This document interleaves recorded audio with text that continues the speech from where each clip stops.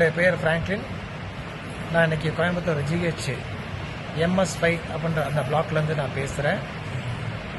நான் கோயம்புத்தூர் டான்பீட் கோர்ட் வளாகத்தில் இருக்கக்கூடிய டான்பீட் கோர்ட்டில் நான் ஒரு விசாரணை கைதியாக நான் இருக்கிறேன். இன்றைக்கி விசாரணை 1/4/2026 இன்னைக்கு விசாரணை வந்தனால இன்றைக்கி காலைல 10:30 மணிக்கு நான் கோர்ட்டுக்கு போய் இன்றைக்கி நான் ஆஜரானேன்.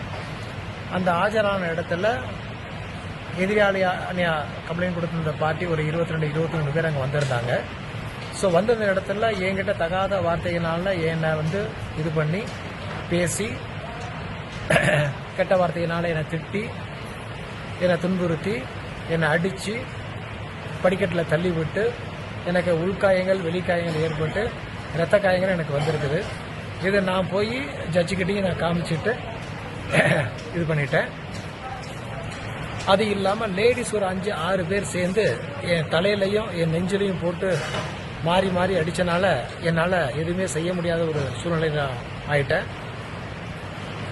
ஸோ இது எல்லாமே கோர்ட் வளாகத்தில் டான்பீட் கோர்ட்டு முன்னாடியே இந்த விஷயங்கள் நடந்தனால எனக்கு என்ன சொல்கிறது எனக்கு தெரியலை. விசாரணை கைதியாக இருக்கக்கூடிய நான் இனி கோர்ட்டு மூலமாக வரக்கூடிய ஒவ்வொரு விசாரணைக்கும் எப்படி வரதுன்ற பயம் என் மனசுக்குள்ளே வந்துருச்சு.